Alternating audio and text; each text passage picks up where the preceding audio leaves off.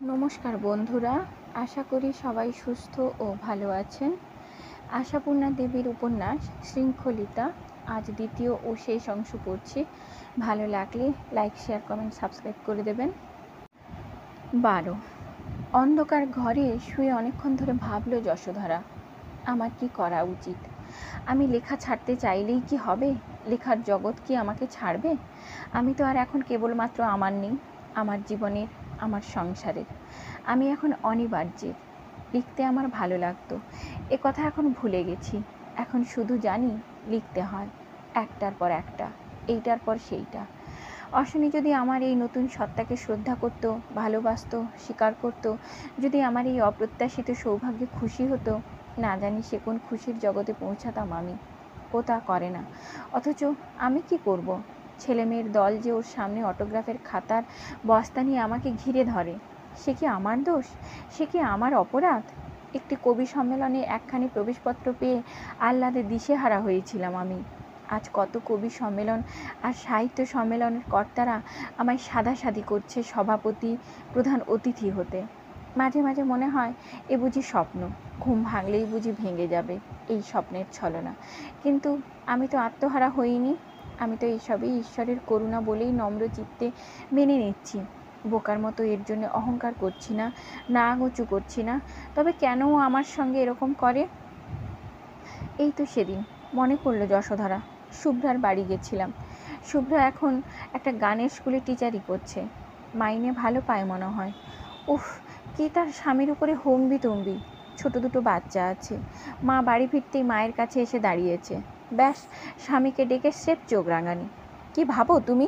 রক্ত মাংসের মানুষ আমি তো, নাকি যন্ত্র? এতক্ষণ খেটে খুটে এলাম আর অমনি দুটোকে লেলিয়ে দিলে? শুভ্রার স্বামী তাড়াতাড়ি ছেলেদের টেনে নিয়ে চলে গেল। আর আমার স্বামী বাচ্চার কথা আর এখন ভাবেও না যশোধরা। আগে ভাবতো, বড় স্বাদ ছিল, সুন্দর একটা মেয়ে হবে, খুব সাজাবে। হয়নি। এখন ভাবলে ভয় করে। তেমন ঘটলে এই প্রতিষ্ঠিত জীবন না জানি কীরকম বানচাল হয়ে যাবে, না জানি কিভাবে জড়িয়ে পড়বে। আর তাছাড়া নিঃশ্বাস পড়ে যশোধরার। কোথায় সেই আবেগ, কোথায় সেই ব্যাকুল কামনা, যার ফলে আনন্দের রোমাঞ্চ, সৃষ্টির সূচনা? বিয়ের সময় দানে পাওয়া সেই জোড়া খাটের দুটো অংশ এখন দুটো ঘরে পাতা। অশনির ঘরে অশনি অর্ধেক রাত পর্যন্ত আলো জ্বেলে বই পড়ে আর সিগারেট পোড়ায়, ফ্লাক্সে রাখা চা ঢেলে ঢেলে গলায় ঢালে আর অস্থিরভাবে পায়চারি করে বেড়ায়। আর যশোধরার ঘরে যশোধরা চোখে জল দিয়ে ঘুম ছাড়িয়ে সাপ্তাহিকের ইনস্টলমেন্টটা তৈরি করে রাখে, নতুন উপন্যাসের নতুন অধ্যায় লেখে। যশোধরার জীবন উপন্যাসের নতুন অধ্যায় কে লিখবে, কোন ভাষায় লেখা হবে, সে কথা কোনো দিন মনেও ভাবে না। 13। আমি যদি লেখা ছেড়েই দিই, ও কেমন হবে তখন? অন্ধকারে শুয়ে আরও ভাবল যশোধরা, আমি আমার ঐশ্বর্য ত্যাগ করলেই কি ও ঐশ্বর্যবান হয়ে উঠবে? ও কি আর কোনোদিন তেমন লিখতে পারবে? যে লেখা পড়ে কুমারী মনে এক আশ্চর্য অনুভূতি জাগবে, যে লেখা পড়লে মনে হবে এই লেখক আর এক জগতের, সে জগৎ আশ্চর্য এক দ্যুতির জগৎ, সেখানে সে এক নতুন ঈশ্বর, সৃষ্টির রোমাঞ্চে দিশেহারা। না, তেমন লেখা ও আর লিখতে পারবে এ আশা নেই যশোধরার। যশোধরা ওর এখনকার লেখা এক আধ টুকরো দেখেছে, যদিও এখন আর কোনো লেখাই আগের মতো লেখার পর মুক্ত অক্ষরে সাজিয়ে খাতায় তুলে রাখে না অশনি। লিখে পত্র পত্রিকায় পাঠিয়ে দেয়। কাটাকুটি খসড়াটা টেবিলের তলায়, খাটের তলায় ওড়ে। সতীশের ঝাঁটার মুখে আত্মসমর্পণ করে। তবে চিরদিনের সতীশ জানে দাদাবাবুর সব কাগজ দরকারি, তাই ঝাঁটা লাঞ্ছিত কাগজের টুকরোটুকুই হয়তো টেবিলে তুলে রাখে। সেদিন তেমনই একটা টুকরো দেখেছিল যশোধরা। জানে না কোন পত্রিকায় পাঠানো হয়েছে, অথবা আদৌ কোথাও পাঠানো হয়েছে কিনা। পড়ল, কাটাকুটি থেকে উদ্ধার করলো।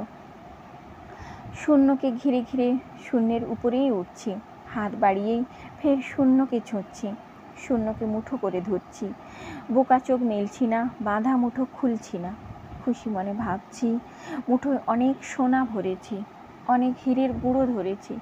সেই মুঠো পাকিয়েই আবার শূন্য পথে ঘুরছি, শূন্যের সীমানাকে খুঁজছি।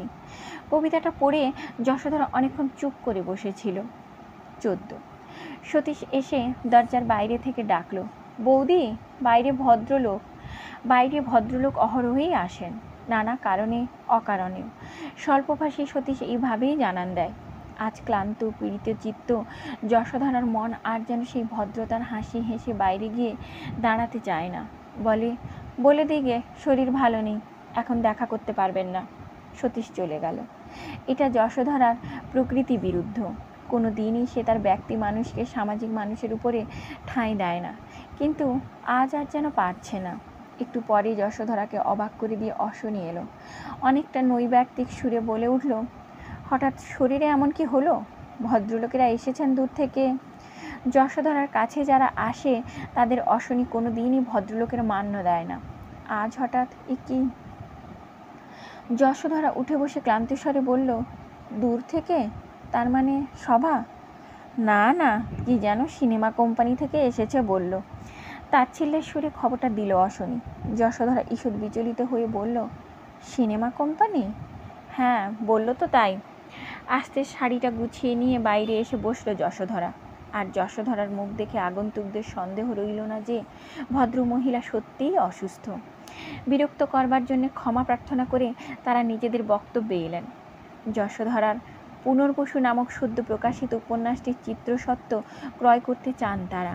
অবশ্য ছবির প্রয়োজনে নামটা পাল্টাতে হবে। তারা একেবারে প্রস্তুত হয়েই এসেছেন। অতএব যশোধরা দেবী অনুগ্রহ করে, কেবলমাত্র বাংলা সত্য হলে অবশ্য একরকম, তবে আমরা বলি কি, ওটা আমাদের অলভার্সিনই দিয়ে দিন। বিনীত অনুরোধ জানালেন ওরা। কিন্তু যশোধরার কি এ সম্বন্ধে কোনো কথা বলবার ক্ষমতা আছে এখন?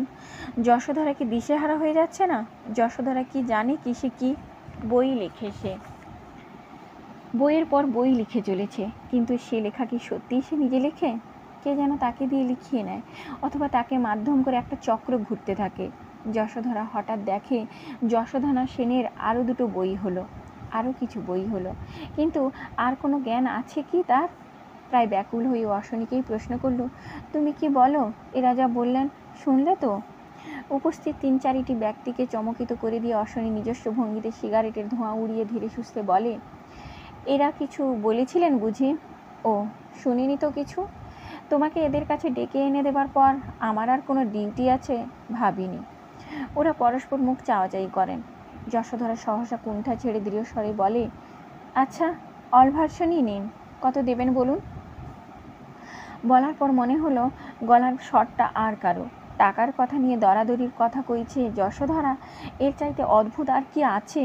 এতদিন লিখছে, টাকার কথায় কোনটা আজও যায়নি তার, কিন্তু আজ অশনির সামনে যশোধরা যেন এক প্রতিজ্ঞার মূর্তি নিয়ে দৃঢ় হলো। ওরা প্রস্তুত হয়েই এসেছিলেন। আনুষঙ্গিক কাজকর্মগুলো মিটতে বেশ কিছুটা সময় লাগলো। অতঃপর বিদায় হলেন ওরা। টেবিলের উপর আগুনের রঙে জ্বলতে থাকলো একখানা 8,000 টাকার চেক, আর টেবিলের দুপাশে নিঃশব্দে জ্বলতে লাগলো দুজোড়া চশমা পরা চোখ। যশোধরা জীবনের অপ্রত্যাশিত আনন্দের দিনে তার স্বামী তাকে জড়িয়ে ধরল না, আদরে ভরিয়ে দিল না, মৌখিক এক ফোঁটা অভিনন্দনও জানালো না। আর যশোধরা, সেই বা তবে কোন ধৃষ্টতায় চেকটা ওর হাতে তুলে দিয়ে পা ছুঁয়ে প্রণাম করতে যাবে? কিন্তু যশোধরার কি আর কেউ নেই যারা যশোধরার কৃতিত্বে খুশি হয়, যশোধরার সাফল্যে আনন্দিত হয়? থাকবে না কেন? সবাই আছে যশোধরার, মা, বাপ, ভাই, বোন, বন্ধু। যশোধরাই শুধু ভিখিরির মতো ওই এক নিষ্ঠুর হিংসুকের কৃপাকণিকার আশায় তার মুখের পানে ব্যাকুল দৃষ্টি মেলে ব্যর্থ নিঃশ্বাস ফেলছে। এক্ষুনি ওখানে চলে যাবে সে।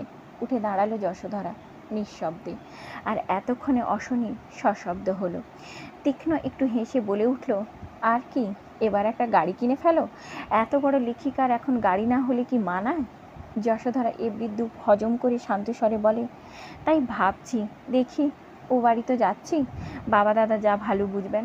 হ্যাঁ, যশোধরার বাবা আছে, দাদা আছে, হিতৈষী আত্মীয় আছে, কেবলমাত্র অশনির দয়ায় ভিখারি সে নয়। অশনি বসে বসে দেখলো যশোধরা ট্যাক্সি ডাকলো, সতীশকে কী সব নির্দেশ দিল, একটা সুটকেস নিয়ে চলে গেল। অশনি বলল না কদিনের জন্যে যাচ্ছ। যশোধরাও বলল না কদিন পরেই আসবো। যেন ওই যাওয়াটা একটা ধূসর জবনিকার মতো ঝুলে পড়ল রঙ্গমঞ্চের উপর। দর্শক জানে না এই জবনিকা কতক্ষণ পরে উঠবে, অথবা আদৌ উঠবে কি না। অনেকক্ষণ পরে সতীশ বলল, বৌদি কি অনেক দিনের জন্য গেলেন দাদাবাবু? দাদাবাবু বিরক্ত স্বরে বললেন, সেটা তোমার বৌদিকে জিজ্ঞেস করলেই পারতে। স্বল্পভাষী সতীশ আর কিছু বলল না। অনেক দিন ধরেই দুজনের বেভাব দেখছে সে। দুজনের মধ্যে যে আর ভাব ভালোবাসা নেই সে অনেক দিনই বুঝে নিয়েছে। কিন্তু একেবারে ছাড়াছাড়ি হয়ে যাবে? 12-13 বছরের বিবাহিত জীবন, সে কি মাটির প্রদীপের শিখার মতো এক ফুঁয়ে নিভে যাবে? না না, কিছুদিন বাপের বাড়ি ঘুরে এলে বোধহয় সব ঠিক হয়ে যাবে। 15 যশোধরা কিন্তু সেই ফুঁ দিয়ে নিভিয়ে দেওয়া একটা অন্ধকারের ছায়া নিয়েই এ বাড়ি ছেড়ে বেরিয়ে গেল। যেন একটা নির্মম ঔদাসীন্য আর কুটিল হিংসা একসঙ্গে পাষাণ ভার হয়ে চেপে বসেছিল তার উপর। তার থেকে মুক্তি পেতে সে পিছলে পড়ে যাচ্ছে একটা গুহার অন্ধকারে। এর পরের জীবনটা কি যশোধরা জানে না। কয়েক মাইলের এই পথটুকুই ভাবতে ভাবতেই এলো যশোধরা। কিন্তু বাপের বাড়িতে এসে যেই নামলো, হঠাৎ যেন আলোর রাজ্যে এসে পড়ল যশোধরা। চিরপরিচিত চিরস্নেহময় মুখগুলি ঘিরে ধরল হাসির ডালা নিয়ে। অভ্যর্থনায় মুখর হয়ে উঠল সারা বাড়ি। যশো এসেছে, যশো এসেছে, এই ধ্বনি ছড়িয়ে পড়ল বাড়ির 3 তলা থেকে 1 তলা। যশোধরা কি আসে না? আসে, বেড়াতে আসে। সুটকেস নিয়ে এসেছে মানেই থাকতে এসেছে। খেটে খেটে হাড় কালি হয়ে গেল বাবা, তাই এলাম 2 দিন তোমার কাছে মা, বলল যশোধরা। তারপর টুক করে একটু ছুঁচো ফোটালো। মেয়েটাকে নিয়েও তো আসে না কখনো। মা লজ্জা পেলেন, বললেন, তোর একার সংসার, জামাইয়ের কষ্ট হবে ভেবে বলতে পারি না বাপু। এরপর যশোধরা তার সেই সদ্যলব্ধ চেকখানা বার করলো। সদ্যপ্রাপ্ত গৌরবর্জন মুখ নিয়ে প্রণাম করলো মা বাবা দাদাকে। যে শূন্যতা নিয়ে এখানে সে নেমে এসেছিল, সেই শূন্যতা যেন কোন মন্ত্রে ভরাট হয়ে উঠল। আর এদের মধ্যে যেন উৎসব পড়ে গেল যশোধরাকে ঘিরে। এই যে অভাবনীয়, এই যে অবিশ্বাস্য। যশোধরা লেখে, ঝপাঝপ বইয়ের সংখ্যা বাড়ছে। সমস্ত পত্রপত্রিকায় যশোধরার লেখা বেরোচ্ছে।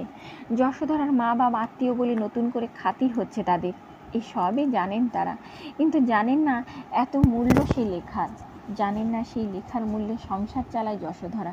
আর অশনি শুধু দিনে 1 টিন সিগারেট পোড়ায়, দৈনিক 22 পেয়ালা চা খায়, বড় বড় বই পড়ে, আর বন্ধুদের আড্ডায় গিয়ে বড় বড় কথা বলে। যশোধরা কোনোদিন নিজের কথা বলেনি। বাবার চোখ দিয়ে জল পড়ল। মনে পড়ল বলেছিলেন, কবির হাতে মেয়ে দিলাম, এখন মেয়ে খাবে কি সেটা ভাবতে হবে। মেয়েই তার বাপের সেই জিজ্ঞাসার উত্তর দিয়েছে। যশোধরার মা যেন উঠে বেড়াতে লাগলেন, আর যশোধরার দাদা বউকে ডেকে ডেকে বলতে লাগলো, দেখো আমার বোনকে দেখো, আর তোমরা কোনো কর্মে নেই, অকর্মার অবতার, আর স্বামীর পকেট ফাঁসাবার রাজা। মোটের ওপর শুধু গৌরব, শুধু সাফল্যের ঢেউয়ের উপর ভাসতে লাগলো যশোধরা। এই হালকা হয়ে ভাসামনি যশোধরার মনে হতে লাগলো, কি এসে যদি আমার ওই 13 বছরের জীবনটাকে ভুলি, কি দরকার আমার ওই কাঙালপনায়। এই তো আমার চিরদিনের জায়গা, এখানে কাটিয়ে দিতে পারবো না আমার সাহিত্য নিয়ে, সাধনা নিয়ে, বরং আরও ভালো করে লেখায় মন দিতে পারবো। অন্য কোনো চিন্তা থাকবে না। ভবিষ্যৎ জীবনটা ছকে নিল যশোধরা। ভাত খরচ বলে নয়, হাত খরচ বলে মার হাতে কিছু তুলে দেবে, বলবে, দাদা দেয় নাও, আমি দিলেই বা নেবে না কেন, আমিও তো তোমার সন্তান, রোজগারি সন্তান। মনে মনে ওদিকটা ঠিক হয়ে গেল। এখন জায়গা, 4 তলার ওই সিঁড়ির ঘরটা যথেষ্ট। বড় ঘরে দরকার কি যশোধরা? একটা সরু খাট আর একটা টেবিল চেয়ার রাখলেই যথেষ্ট। সে তো তার ছিল ছাত্রী জীবনে, খুঁজে পেতে নেবে সেগুলো। ব্যাস, তারপর শুধু সাধনা, শুধু তপস্যা। 16 ওদিকে জীবন অতিষ্ঠ বেচারা সতীশের। সকাল নেই, সন্ধে নেই, দুপুর নেই, বিকেল নেই, লোক আসছে যশোধরা দেবীর সন্ধানে। নেই, কোথায় গেছেন? বাপের বাড়ি। অবাক হচ্ছে যেন তারা। এসব লেখিকা টেখিকা জাতীয় জীবরা নহমাতা নহকন্যা হলেই যেন মানায়। তাদের আবার বাপের বাড়ি, শ্বশুর বাড়ি। যাক, দেশ ছাড়িয়ে বিদেশ নয়, এই ভালো। এপাড়া ওপাড়া, ঠিকানাটা দাও তবে। সতীশ বলে, আপনার শ্বশুর বাড়ির ঠিকানা বলতে বলতে তো মুখ ব্যথা হয়ে গেল দাদাবাবু। ঠিকানা 1 বস্তা ছাপিয়ে রাখলে ভালো হয়, যে আসবে তার হাতায় একখানা ধরে দেব। অশনি বিরক্ত তিক্ত মুখে বলে, মুখে ব্যথা করতে যাও কেন মুখ্যু? বলতে পারো না? জানি না। জানি না বলবো? হ্যাঁ, তাই বলবে। এবার থেকে যে খোঁজ করতে আসবে তাকেই বলবে জানি না, ও নামে কেউ থাকে না এ বাড়িতে। ব্যাস, এই তো কাল চন্দননগর থেকে 2টো ছেলে এসেছিল, বলে দিলাম তাদের ও নামে কেউ এখানে থাকে না। কাঁদো কাঁদো হয়ে বলল, আমাদের তো সমিতির ওরা এই ঠিকানাই দিয়েছিল। বললাম বাড়ির মধ্যে ঢোকো, খোঁজে নাও। ভয় খেয়ে পালালো। সতীশ দাদাবাবুর মুখের দিকে তাকিয়ে ভয় পায়। ক্রমশ টের পাচ্ছিল বড় রকমের একটা কিছু ঘটেছে, আর যেন নিঃসংশয় হয়। তবু বলে, সবাই তো আর নতুন নয়, যারা 12 মাস আসেন তাদের বলবি ঠিকানা জানিয়ে যায়নি, চলে গেছে। কিন্তু সতীশ কি তাই পারে? তাকে মুখ ব্যথাই করতেই হয়। আর সেই সব ভিড় গিয়ে ঠেলা মারে যশোধরার বাপের বাড়ি। শুধু লিখলেই তো লেখকের কাজ মেটে না, সভাপর্ব বলে একটা বিরাট ব্যাপার আছে। 4 তলায় সিঁড়ির ঘরে নিভৃত সাধনার স্বাদ বানচাল হয়ে যায়। 2-4 দিনের মধ্যেই অতিষ্ঠ হয়ে ওঠে যশোধরার বাপ, ভাই, মা, বৌদি। তাদের শান্ত ছন্দ গেরস্থালি জীবনে এ ধরনের উৎপাত কখনো নেই। বাইরে থেকে ডাক আসে পুরুষদের, এত হরঘড়ি কেউ ডাকে না। সদা সর্বদা যশ, দেখ তোকে কে ডাকছে, বলতে বলতে মেজাজ খারাপ হয়ে যায় তাদের। যশোধরাও দেখে লেখা হয় না, লেখা হচ্ছে না। অশনির ওখানে এসবই ছিল, তার উপর সংসারের কাজ ছিল, তবু অবসর ছিল। এখানে 1 লোকের সান্নিধ্যেই যেন তাকে সাধনা থেকে সরিয়ে আনে। একদিন নীলাদ্রি এলো, বলল, কি ব্যাপার, আমাদের ভিন পাড়ায় ছোটবার এই অন্যায় বাসনা কেন আপনার? সেদিনের ঝগড়ার প্রতিক্রিয়া? যশোধরা চোখ তুলে বলল, ঝগড়া জিনিসটা অনেক হালকা নীলাদ্রিবাবু। নীলাদ্রি গম্ভীর হলো, আসতে বলল, কিন্তু জানি না, এখানেই থাকবো ঠিক করেছিলাম, ভালো লাগছে না, লেখা হচ্ছে না। হবে না, মিথ্যা সব দিকে নষ্ট হবেন না, ফিরে যান। ও একদিনও এলো না, ও তো ওই রকমই, ওর মান আছে, আর আমার কিছু থাকবে না? ওর তো মান নেই, আছে শুধু অহংকার, আর শুধু সেই অহংকারেরই জয় হবে। কোনটা জয় কোনটা পরাজয় বলা শক্ত যশোধরা দেবী। আপনি নিজের মহিমায় নিজের সংসারে অধিষ্ঠান করুন গে, মনে হচ্ছে সেটাই জয়। যশোধরা চুপ করে থাকে। নীলাদ্রি অতঃপর নিজের প্রয়োজনীয় কথায় আসে। পুনর্বসুর 2য় মুদ্রণের এখনই দরকার, আর নতুন যে উপন্যাসটা প্রেসে রয়েছে তার প্রুফগুলো একটা তাড়াতাড়ি পেলে ভালো হয়। উপন্যাসটার নামকরণও করেননি তো এখনও। এইসব। নীলাদ্রি চলে গেলে অনেকক্ষণ স্তব্ধ হয়ে বসে থাকে যশোধরা। 4 তলায় নিভৃত সাধন কক্ষে যাবার ছাড়া দেখা যায় না। ওর বৌদি বার দুই এই বসবার ঘরটায় উঁকি দিয়ে দেখে, গিয়ে মুচকি হেসে ভাবে, বুঝেছি। আর নীলাদ্রি এখান থেকে এ বাড়িতে আসে, বলে, তুমি ও বাড়ি যাও না কেন? অশনি বিদ্রুপে মুখ কুঁচকে বলে, তুমি তো যাও, তাতেই কাজ চলে যাবে। অসভ্যতা করো না। শোনো, আমি তোমার হিতৈষী বন্ধুর ভূমিকাতেই বলছি, এই বিশৃঙ্খলা মিটিয়ে নাও, এটা ঠিক না। অশনি ক্রুদ্ধ গলায় বলে, এটা কি ওয়ার্নিং বেল? এরপর যাতে সহজে বলতে পারো, তোমায় তো অনেক বলেছিলাম, এখন আমার দোষ নেই। তার মানে অতি প্রাঞ্জল। তোমার মতলব বুঝতে আমার বাকি নেই নীলাদ্রি। সেই বিয়ের রাত থেকে দেখছি তুমি ওর রূপে গুণে মুগ্ধ। নিশ্চয়ই মুগ্ধ, সে কথা অস্বীকার করছি না আমি। সবাই তোমার মতো অন্ধ নয়, কিন্তু মুগ্ধতার নানা রূপ আছে অশনি। মুগ্ধ মানেই অশনি ছুটে এগিয়ে এসে একটা ঘুষি তোলে, বলে, আর একটি কথা নয়, বেরিয়ে যাও আমার বাড়ি থেকে। হতাশ হবার কিছু নেই, শিগগিরই ডিভোর্স দিচ্ছি, পথ খোলা পাবে, গোল্লায় যাও তুমি, বলে চলে গেল নীলাদ্রি। কিন্তু তার কানে বাজতে লাগলো অশনির ওই কথা, বিয়ের দিন থেকে দেখছি। হ্যাঁ, সত্যিই মুগ্ধ নীলাদ্রি। সে মুগ্ধতা যশোধরার সরলতা দেখে, আত্মহারা ভালোবাসা দেখে, তারপর যশোধরার সহ্য শক্তি দেখে। সাহিত্য শক্তি, সেটা সে অবশ্য খুব একটা উচ্চ মূল্য দেয় না নীলাদ্রি, কিন্তু মূল্য দেয় যশোধরার নিষ্ঠাকে, মূল্য দেয় তার অনলস কর্মক্ষমতাকে। লোকে বলে, মাসে 1খানা বই লিখছে যশোধরা সেন। হাসে সমালোচকরা, কিন্তু লিখছে যে, সেটাই কি কম কথা? তাই বা কজন পারে? তাছাড়া আর্থিক মূল্যকেও তো অস্বীকার করতে পারে না। জনপ্রিয়তার শিখরে উঠছে যশোধরা, তাতে তো সন্দেহ নেই। সেটাই বা মন্দ কি? সবাই কিছু আর অমর হতে আসে না, নগদ বিদায়টাও পরম লাভ। অতি বুদ্ধিমানেরা জনপ্রিয় হবে না সেটা নিশ্চিত, কিন্তু সেই অতি বুদ্ধিমানেরা কম বুদ্ধিদের দিকে ঈর্ষার দৃষ্টিতে তাকাবে কেন? কোনো কুটিল চোখ বাঁকিয়ে ভাববে, দেশ শুদ্ধ লোক কি বোকা? না হলে এই রাবিশ লেখকটার বইয়ের কিনা বছরে 3টে সংস্করণ হয়? বোঝে না, এই ঈর্ষাই তাদের পরাজয়। অশনি নিজের স্ত্রীকে ঈর্ষা করে এমনভাবে দাম্পত্য জীবনটা ভাঙতে বসলো, অথচ অশনি নাকি বুদ্ধিমান। 17। অশনি অবশ্য অন্য যুক্তিতে ভাবে, আমি কি ওকে ঈর্ষা করছি? মোটেই না। ও কেন অমন বস্তা বস্তা বোকাটে মিষ্টি প্রেমের গল্প লিখবে? আমি অবশ্য পড়তে পারি না ওর লেখা, কিন্তু লোকের মুখে তো শুনি ওইসব মিলনাত্মক মধুর প্রেমের গল্প অথবা বিরহে হৃদয়ে ভাঙা গল্প কতকগুলো লেখার কোনো মানে আছে? বন্ধুরা তো বলছে স্রেফ টাকার জন্যে। সে কথা তো আমি উড়িয়ে দিতে পারছি না। যেখানে যত পত্রিকা আছে সব পত্রিকায় যশোধরা দেবীকে লিখতে হবে। এর চাইতে লজ্জার ব্যাপার আর কি আছে? আমার আপত্তি এইখানেই। নিজেকে এই বলে সমর্থন করতে চেষ্টা করলো অশনি, কিন্তু সেই 8,000 মার্কার চেকটা মনে পড়লেই যেন বিছের কামড়ের জ্বালা অনুভব করে। অশনি সারা জীবনের উপার্জন জড়ো করলেও কি ওই টাকা হতো না। অথচ ওই নীরের মাথাওয়ালা মেয়েটা অবলীলায় পেয়ে গেল সেই বিপুল সংখ্যক টাকাটা। জগতের এই অনাচার অবিচারই আমাকে দগ্ধে মারে, এই কথাই ভাবে অশনি। ভাবে আমি যদি আরও 5 জনের মতো ইডিয়ট হতাম, তাহলে হয়তো ওই বোকা মার্কা সাহিত্যিক স্ত্রীর মহিমায় বিগলিত হয়ে লোকের কাছে উনি কি নিধি সেই কথা ব্যক্ত করতে বসতাম। কিন্তু আমি ইডিয়ট নই। বুদ্ধির অহংকারে অহংকৃত অশনি অবিরত এইভাবে জ্বলতে থাকে।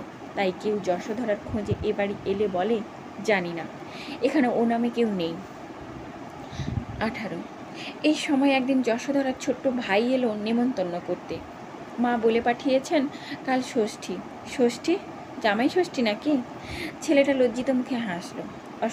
অশনি বার কয়েক পাইচারি করে বলে উঠল, তোমার মাকে বলোগে না তার জামাইয়ের লিস্ট থেকে আমার নামটা কেটে দিন। ও অবাক হয়ে বলল, কি বলছেন? বলছি তিনি তো জানেনই আমার সময় টময় হয় না, ওসব নিয়মকানুন রক্ষা করতে আমি পারিও না। আমাকে আর কেন, আমি যেতে পারবো না। ছেলেটা হেসে ফেলে বলল, আপনাকে তো কিছুই করতে হবে না, শুধু খাবেন, সেটাই গুরুতর পরিশ্রম। কিন্তু আপনি না গেলে মা ভাববেন আমি ভালো করে বলিনি, আবার দাদাকে পাঠাবেন। অশনি কি ভেবে বলল, আচ্ছা বলো গে, পারি তো যাব। ভাবল ঠিক আছে, যাব, নেমন্তন্ন খাবো, চলে আসবো, ওদের দেখিয়ে দেব ওদের মেয়ের সঙ্গে আমার কোনো সম্পর্ক নেই। কবি বজ্রসেন এইভাবে বজ্রকঠোর হতে চেষ্টা করে, আবার ভাবে গেলে আবার যশোধরার অহংকার হবে না তো, মনে করবে না তো আমি ওকে দেখবার জন্যে লালায়িত হচ্ছি। তবে কৌতূহলের জয় হলো, দেখা যাক যশোধরার ভাবটা কি। যথাদিনে বিকেলে গিলে করা আদ্যির পাঞ্জাবি আর কাঁচি ধুতি পরে বেরিয়ে পড়ল। কিন্তু যশোধরার কপালটাই বুঝি মন্দ, নইলে অশনি যখন শ্বশুরবাড়ি এসে ঢুকলো তখন নীলাদ্রি কেন বসে থাকবে সেই বাড়িতে? বাহ, চমৎকার। অশনি বলে, ভাবি জামাই যে দেখছি আগেই এসে বসে আছেন, তবে আর প্রাক্তনের প্রয়োজন কি? ঠিকরে বেরিয়ে আসে অশনি। নীলাদ্রিও বেরিয়ে এসে বলে, তুমি সন্দেহে একেবারে অন্ধ হচ্ছ কেন? পাগলামিরও তো একটা সীমা থাকবে। তা বটেই। অশনি ব্যঙ্গ হাসি হেসে বলে, পাগলামিরও সীমা থাকা উচিত। সীমা থাকা উচিত নয় কেবল নির্লজ্জতার। কেমন? অশনি, তুমি আমাকে নিয়ে এভাবে পড়েছ কেন? যেহেতু আমি মহাপুরুষ নই বলে অশনি পাশের একটা চলন্ত বাসে উঠে পড়ে। মুখটা বাড়িয়ে বলে, তোমাদের ভবিষ্যৎ জীবন সুখের হোক বলল। কিন্তু সত্যি কি অশনি ওই মিনমিনে নীলাদ্রিটাকে প্রতিদ্বন্দ্বী ভেবে সন্দেহ করে? সন্দেহ করে স্ত্রীকে মনের গভীরে দেখতে পাওয়া যাবে, করে না। তবু ওইভাবে কথা বলে তীব্র একটা সুখ পায় সে, এক রকমের চিন্তার বিলাস। আত্মপীড়ন পরপীড়ন উভয় বাসনা চরিতার্থ হচ্ছে এতে। যশোধরার মতো লেখিকার আজ আর এ বাড়িতে কোনো কাজে লাগলো না। মা বললেন, নিশ্চয়ই তুই ঝগড়াঝাটি করে চলে এসেছিস, নইলে এমন করে নেমন্তন্ন করে পাঠালাম জামাই আসে না। বাহ, আমি বুঝি তোমার ঝগড়াটে মেয়ে, বলল যশোধরা। কথাটা দাঁড়ালো না। দাদা বলল, ঝগড়া না করিস, খুব অহংকার দেখিয়েছিলি বোধহয়, মস্ত লোক হয়েছিস তো এখন। বৌদি আড়ালে শুনিয়ে বলল, ভাগ্যিস বাবা আমরা রোজগার করি না, তাই এখনও স্বামী শ্বশুরের ঘর করছি। যশোধরা চুপ করে গেল। যশোধরা সারা রাত ভাবল, দেখল গাছ থেকে খসে পড়া ফল আর গাছে জোড়া লাগে না, মাথা থেকে খসে পড়া চুল মাথায়। এখানে যশোধরার দাবি নেই, যশোধরার জন্যে মাটি নেই কোথাও। এখানে যশোধরাকে আর কেউ বুঝতে পারবে না। যশোধরাকে এখন বুঝি এরাও দূরের মানুষ মনে করতে শুরু করেছে। যশোধরার যশ তাকে এদের থেকে বিচ্ছিন্ন করে দিচ্ছে। দিদিরা যে সহজতা নিয়ে তার সঙ্গে কথা বলতো সেটা যেন আর নেই। জামাইবাবুদের মধ্যে স্নেহের চাইতে কৌতূহল প্রবল হয়ে উঠেছে। যশোধরা কত উপার্জন করছে সেটাই প্রসঙ্গ। যশোধরার ভিতরে শূন্যতা আছে, দুঃখ আছে, বেদনা আছে, এরকম কথা শুনলে হেসে উড়িয়ে দেবে ওরা। মুখ হতে বিনা পরিশ্রমে যার 8-10 হাজার টাকা আয় হতে পারে, তার আবার দুঃখ, বেদনা, শূন্যতা। দিদিরা বলে বাচ্চা কাচ্চা হয়নি তাই না এতটি পারছিস, আমাদের মতো হলে যেন বাচ্চা কাচ্চা না থাকলে তারাও অমন 20-50টা বই লিখতে পারতেন, আর বাচ্চা কাচ্চা না থাকাটা যেন পরম এক লাভের অঙ্ক যশোধরার। 19 পরদিন সকালে যশোধরা বলল, মা ভাবছি আজ একবার ও বাড়ি যাই। মা মনে মনে ভাবলেন, আবার একবার কেন বাবা, নিজের জায়গায় প্রতিষ্ঠিত থাকো, সেই ভালো। মুখে বললেন, যা তবে, দেখ গিয়ে জামাইয়ের শরীর টরীর কেমন আছে। সুটকেস নিয়েই বিদায় হলো যশোধরা। ভাবল, না, নিচু যদি হতে হয় ওর কাছে হওয়াই ভালো, অকারণে তা হয়তো হোক। সত্যিই আমার সেই নিভৃত কোণটি ছাড়া লেখা তো হচ্ছেও না। সেই নিষ্ঠুরকেই ফুলচন্দন দিতে হবে আমার। কিন্তু প্রথমটা কি বলবে, কাল গেলে না কেন? হ্যাঁ, সেইটা দিয়েই কথা আরম্ভ করবে। তারপর স্পষ্ট করে প্রশ্ন করবে, তুমি কেন এমন করছো? জীবনের সেই প্রথম দিনগুলো কি কিছু মনে পড়ে না তোমার? আবার তুমি বজ্রসেন হয়ে ঝলসে ওঠো না গো। আমি আমার মোটা বুদ্ধির মোটা কাজ নিয়ে তোমার সংসারকে সামলাবো, তোমার গায়ে আঁচটি লাগতে দেব না। তুমি শুধু নিজের মহিমায় ভাস্বর হয়ে ওঠো। আমার জন্য তো আমি নাম চাইনি, যশ চাইনি, চেয়েছিলাম তোমারই জন্যে। তুমি যদি তাতে দুঃখ পাও, কি লাভ আমার সেই নাম যশে? আমি বরং চাকরি করে টাকার ভাবনাটা মেটাবো। অনেক কথা তৈরি করে অনেক আশা নিয়ে নিজের বাড়িতে এসে নামলো যশোধরা। কটা দিনই বা গেছে সে, মাত্র মাস দেড়েক, অথচ বাড়িটা এর মধ্যে কেমন যেন শ্রীহীন লাগছে। জানলার পর্দাগুলো সতীশটা নিশ্চয়ই একদিনও সাবান লাগায়নি বা ধোপা বাড়ি পাঠায়নি। বাড়ির মধ্যেও যা করে রেখেছে বুঝতেই পারছি, গিয়েই তো বকতে হবে দেখছি। ট্যাক্সির ভাড়া মিটিয়ে দিয়ে যশোধরা ডাক দেয়, সতীশ, সুটকেসটা নিয়ে যা। কিন্তু সতীশ আসে না, আসে তার মনি। অশনি বেরিয়ে আসে আর দরজার দুটো দিক ধরে এমনভাবে দাঁড়ায় যাতে তার পাশ দিয়ে ঢোকা অসম্ভব, যেন দ্বার রক্ষা করতে দাঁড়িয়েছে। যশোধরা অবাক হয়ে তাকায়, এ ভঙ্গি কেন? অশনি বিদ্রুপে ঠোঁট বাঁকিয়ে বলে, এ পাড়ায় যে। যশোধরা বোঝে অপমান করবার জন্যই প্রস্তুত হয়ে দাঁড়িয়েছে অশনি, কিন্তু যশোধরা কি ওর ফাঁদে পা দেবে? তাই যশোধরা হাসির মতো করে বলে, কেন, এ পাড়ায় আমার প্রবেশ নিষেধ হয়েছে নাকি? নিষেধ? ও বাবা, নিষেধের কথা কে ওঠায়? তবে গরিবের পাড়ায় তুমি কেন? গরিবের পাড়াটা কেমন লাগে দেখবো ভাবছি। কোনো দরকার নেই। আচ্ছা, দরকার আছে কি নেই সে তর্ক পরে হবে, এখন দরজাটা ছাড়ো দয়া করে। দ্বারপালের মতো আগলে দাঁড়িয়ে থেকে একখানা দৃশ্য করো না। সতীশ নেই নাকি? সুটকেসটা তুলুক। সুটকেস কেন?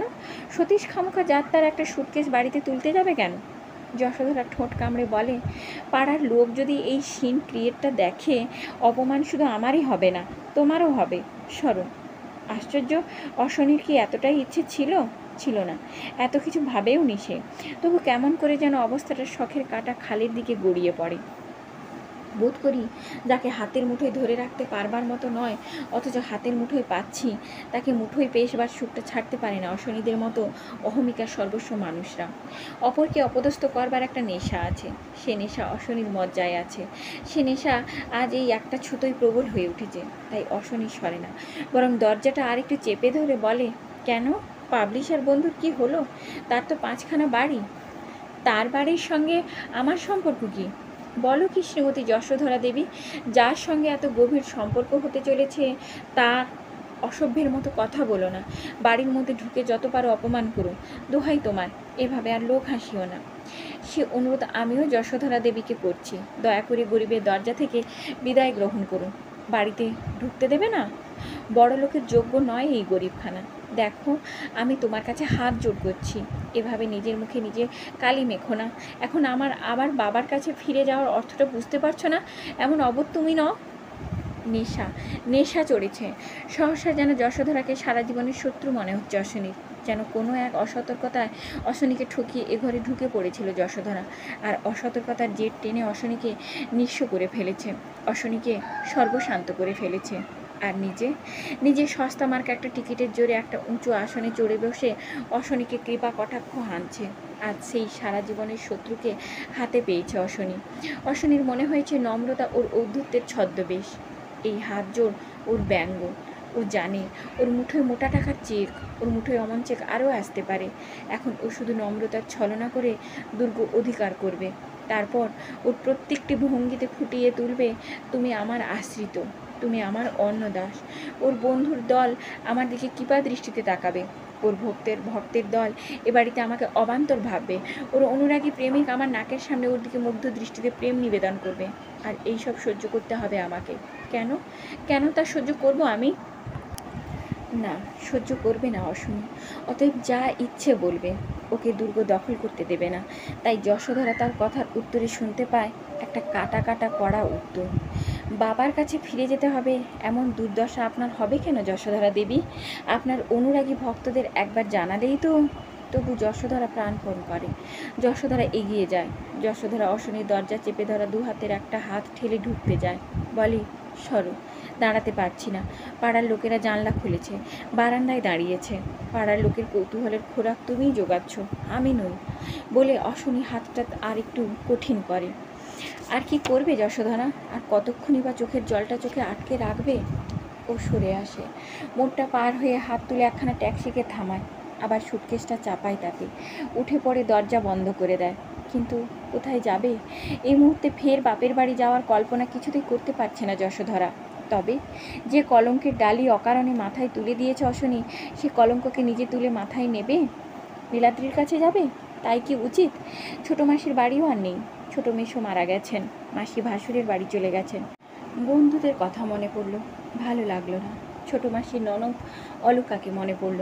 সে এখন স্বাধীন সংসার করেছে, ছেলেবেলার সমবয়সী। একটা দিন অন্তত যাওয়া চলতে পারে না? ঠিকানাটা জানা ছিল, সেইটাই বলে দিল ড্রাইভারকে। মাসির ননদ গোড়ায় সুটকেস দেখেনি, সে হই হই করে উঠল। কি বাবা, ডুমুরের ফুল, হঠাৎ এই অধমের কুটিরে যে? বাবা, খুব যা হোক দেখালি। আবার সিনেমায় গল্প দেওয়া হয়েছে? সিনেমার পাস টাস দিস বাপু, তোর বই পয়সা দিয়ে দেখতে পারবো না। মাসির ননদ তুই দিয়ে কথা বলতো না কখনো, এখন হঠাৎ বেশি অন্তরঙ্গতার সুরে নেমে এসেছে, হয়তো বরকে শোনাতে। দেখাচ্ছে, দেখো এই নাম করা লেখিকাটি আমার কি মাই ডিয়ার। কিন্তু সুটকেস দেখে উল্লাস শুকলো। বলল, কি ব্যাপার? ব্যাপার? যশোধরা অনেক কষ্টে হাসলো। বলল, দাম্পত্য কলহ, কিন্তু প্যাটার্নটা পাল্টেছে। বহারম্ভে লঘু ক্রিয়া নয়, বলা চলে লঘু আরম্ভে। কিন্তু সত্যি সুটকেস নিয়ে? মাসির ননদের অন্তরঙ্গতার সুর দূরে গেল। বলল, তা মার কাছে না গিয়ে? সে অনেক ব্যাপার। সব কথা না শুনেও যদি একটা রাত থাকতে দাও। থাকতে দেবো না কেন? থাকতে না দেওয়ার কথা হচ্ছে না। তবে ভাবছি, কবি আবার চটে উঠে আমার উপর পুলিশের হামলা করবেন না তো? সে ভয় নেই। একখানা ঘরের ফ্ল্যাট পাই তো। মাসির ননদ শিউরে উঠল। একটা ফ্ল্যাটে একা থাকতে চাইছে, তার মানেই তো উচ্ছন্নে গেছে। এরপর হয়তো বিবাহ বিচ্ছেদের মামলা আনবে। এ কি গেরো রে বাবা! বলল, একদিন কেন, 2-4 দিন থাকো না, সেটা কিছু না। কিন্তু কথা হচ্ছে, তোমাদের এই সব গৃহবিচ্ছেদের সময় তোমাকে তো আর কেউ বিচ্ছেদের জন্য দায়ী করবে না। করবে কি করবে না কে জানে। তাহলে কি বলছো চলে যাব? আহা, সে কি কথা! তবে থাক, তবেটা আর ব্যক্ত করো না, কাল সকালেই চলে যাব। মাসির ননদ মুখ ভার করে বলল, তুমি ভাই আমার উপর অন্যায় রাগ করছো। আমার অবস্থাটা বোঝো। চারিদিকে তোমার এত আত্মীয় থাকতে তোমার অবস্থা আমি বুঝছি ভাই। কুড়ি, হ্যাঁ, সবাইয়ের অবস্থাই বুঝতে পারল যশোধরা। পরদিন সকালে যখন আবার মা বাপের কাছে গিয়ে দাঁড়ালো, তখন নির্বাক হয়ে পড়া মায়ের অবস্থা বুঝতে পারল। যখন বাবাকে প্রশ্ন করল, বাবা, কেউ যদি বাড়িতে ঢুকতে না দেয় তারপর আর কি বলবার থাকে, তখন উত্তর দিতে পেরে না ওঠা বাবার অবস্থা বুঝল। আর দাদা যখন বলল, এ তো আর সেকাল নেই যে স্বামীর সঙ্গে ঝগড়া করে বাপের বাড়ি এসে বসে থাকলাম, সেইখানেই লাঠা মিটে গেল। এখন তোমার দায়িত্ব নেওয়া মানেই একটা বিশ্রী কেসের দায়িত্ব নেওয়া। বোঝাই যাচ্ছে অশনির মতলব খারাপ। তখন দাদার অবস্থাও বুঝলো, বুঝে বলল, ঠিক আছে, তোমাদের দায়িত্ব বাড়াবো না। অবশেষে নীলাদ্রিকেই ফোন করলো। নীলাদ্রি চলে এলো। বলল, আমি বুঝেছিলাম ওর অ্যাটিটিউড দেখে বুঝেছিলাম এরকম একটা কিছু হবেই। যাক ওসব কথা, এখন বলুন কিং কর্তব্য? নীলাদ্রি একটি স্থির গভীর দৃষ্টি তুলে একটুক্ষণ চেয়ে থেকে বলল, এখানে অন্যের পরামর্শ অচল, আপনি নিজে ভেবে ঠিক করুন। দায়িত্ব এড়াতে চাইছেন? না, প্রলোভনের হাত এড়াতে চাইছি, নিজের কাছ থেকে নিজে পালাতে চাইছি। যশোধরা মাথা নিচু করল। নীলাদ্রি বলল, তা যদি না হতো বলতে পারতাম, আমার বাড়িতে প্রয়োজনের অতিরিক্ত জায়গা রয়েছে, সেই জায়গাটাই যদি নির্বাচন করে নিই যশোধরা হাসল। তাহলে যারা জায়গা দেয়নি তারাই গালে চুনকালি দেবে। সে চুনকালিকে কি অগ্রাহ্য করা যায় না? কই আর যায়? আমি সমাজের একজন, ভাবতে না পেলে যে মিত্রতুল্য যন্ত্রণা। কিন্তু সমাজ কি এগোচ্ছে না? লেশ মাত্রও না। মাঝে মাঝে শুধু এগোনো নাটক অভিনয় করে। অভিনয় ছাড়া আর কি? আর যদি আমি বন্ধুর আশ্রয় বলে আপনার আশ্রয়টাকে গ্রহণ করি, মঞ্চ থেকে হয়তো সংলাপ শোনা যাবে, বেশ করেছো, ঠিক করেছো। কিন্তু মঞ্চের রং মুছে সমাজ যখন গ্রিন রুমে ঢুকবে, তখন বলবে ছি ছি ছি।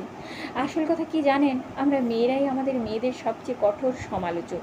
তাই মায়ের মন থেকেও মুহূর্তে সহানুভূতি মুছে যায়। তাহলে কি করবেন?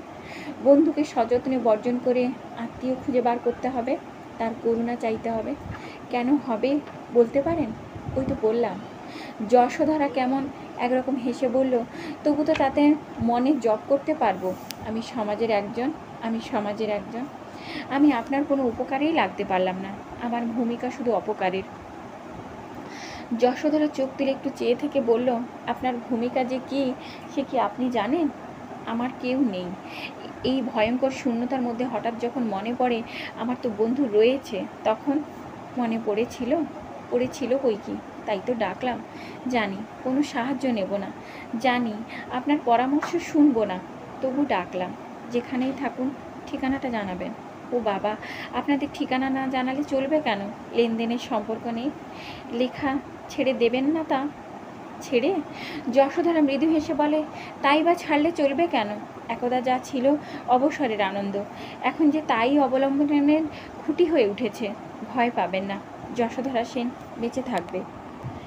নীলাদ্রি চলে যেতেই মা বললেন, জামাই কেন বিরক্ত হয়েছে তার আর বুঝতে বাকি রইল না। তবে এটা মনে রাখিস যশো, মেয়ে মানুষের যশ, অর্থ, নাম ডাক সবই মিথ্যে, যদি স্বভাব ঠিক রাখতে না পারে। যশোধরা বলল, মনে রাখবো মা। চোখের জল ক্রমশ শুকিয়ে যাচ্ছে। 21। তবু যশোধরা সেনকে বাঁচিয়ে রাখতে হবে। এই তপস্যা এখন যশোধরা সেনকে কেন্দ্রচ্যুত করে ফেলা চলবে না। তাই সকল দুয়ার হতে ফিরে এক পিস্তুত দাদার সংসার আবিষ্কার করে ফেলে যশোধরা। দাদার অবস্থা খারাপ, মোটা টাকার পেইং গেস্ট পেয়ে বর্তে গেলেন। যশোধরা সমাজের একজন হয়ে রইল, কিন্তু তবু যশোধরা কি নিন্দের হাত এড়াতে পারল? পাগল, তাই কি পারে? একটা মেয়ে হঠাৎ স্বাধীন হয়ে গেল, এ ঘটনা সহ্য করতে এখনও অনেক যুগ লাগবে। এদেশের গুণ, প্রতিভা, স্বামীর অন্যায় ছেড়ে দাও সব কথা। তুমি মেয়ে, আমরা ভুলতে পারবো না। তাই সকলেই ছিছি করছে যশোধরাকে, বলছে এর জন্যেই সেকালে সমাজ মেয়েদের অর্থনৈতিক স্বাধীনতা দিত না। ও স্বাধীনতা পেলে কি মেয়ে গোল্লাই গেল? ও তো যশোধরা। কি বোকা হাবা ভালো মানুষটি ছিল, যেই আলটপকা 2 টাকা রোজগার করতে শিখলো, অমনি ধরাকে সরা দেখলো, স্বামীকে ডোন্ট কেয়ার করলো, বাপ ভাই কাউকে মারল না, পেইং গেস্ট হয়ে থাকতে গেল পিস্তুত দাদার বাড়ি। তার মানে স্বেচ্ছাচারটা যাতে 16 আনা বজায় থাকে। যশোধরার আরও 2 বইয়ের চিত্রসত্ত্ব বিক্রি হওয়ায় এ আন্দোলন আরও বাড়ল। নীলাদ্রি নামটাও মাঝে মাঝে উঠে পড়ে। যশোধরা যে দিন দিন শুকিয়ে যাচ্ছে, কালো হয়ে যাচ্ছে, শ্রীহীন হয়ে যাচ্ছে, এ কেউ তাকিয়ে দেখে না। যশোধরাকে যে রাত দিন খেটে হাড়কালি করতে হচ্ছে, এ কেউ কষ্ট মনে করে না।